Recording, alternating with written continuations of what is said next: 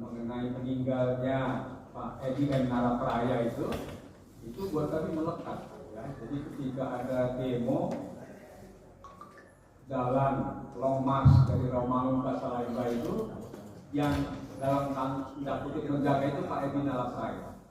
Waktu itu dia kolonel Asintel Kodam Jaya.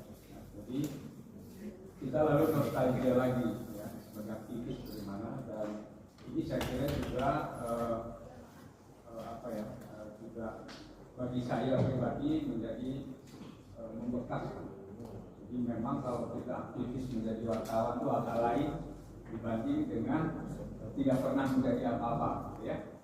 Nah, teman-teman sekalian, juga hadir di sini Pak Salim Iskandar Shah, ya, Ketua Dewan Pakar yang semula juga Sekjen Pusat. Lalu Pak Budi Nugraha, ini Pak Budi ini dosen di beberapa perguruan tinggi, doktor dia, tapi dia juga bosnya Suara Merdeka di Jakarta. Nah, lalu dia di PWI adalah Ketua Satgas Anti Hoax.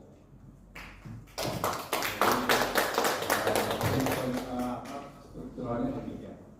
Lalu tadi disebut ada Ketua IKWI, ini Ibu Andi Dasmawati, ini di Tanjung Priok ini saudaranya banyak orang Bugis.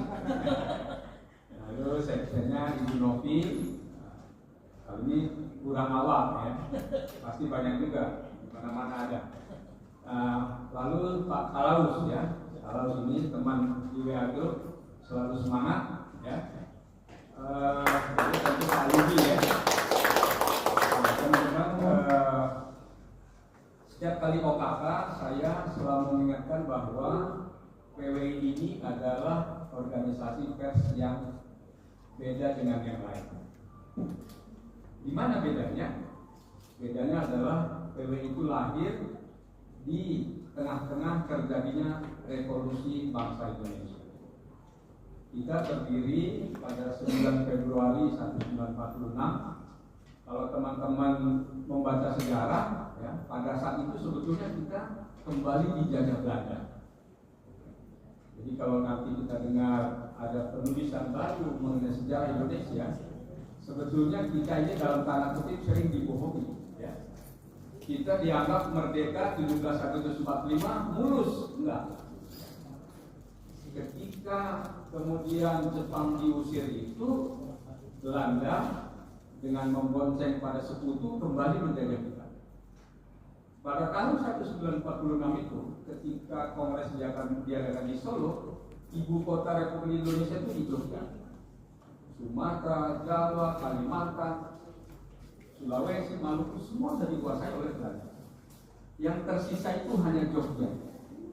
Dan karena waktu itu Solo adalah termasuk kerajaan, dia masih mendapat akses-akses keistimewaan dari penjajah. Karena itulah Mangkunegara ya, gedungnya itu bisa dipakai untuk Kongres PWI. Tempat lain nggak bisa, pasti udah diserbu sama Duka, ya kan? Negara Belanda. Nah, teman-teman sekalian, sedikit saya mau flashback ke belakang ya. Jadi Kongres itu diikuti oleh 120 orang, ada absennya. Ya. Jadi kalau berapa peserta Kongres? 120. Siapa aja? Ada nama-namanya. Teman-teman nanti bisa lihat. Ya. Siapa mereka? Mereka itu umumnya dari Jawa. Mereka tinggal di Jakarta, atau Semarang, atau Jogja, atau Surabaya. Tetapi sukunya sudah seperti Indonesia, dari manapun ada. Nah, selain itu satu-satunya orang dari luar Jawa yang menjadi peserta Kongres dengan perjuangan yang luar biasa namanya Manai Sofian. Bapaknya Sopan Sofian. Dia itulah yang naik kapal rakyat dari Makassar. Dia tidak ke Surabaya karena dia itu DPO lah.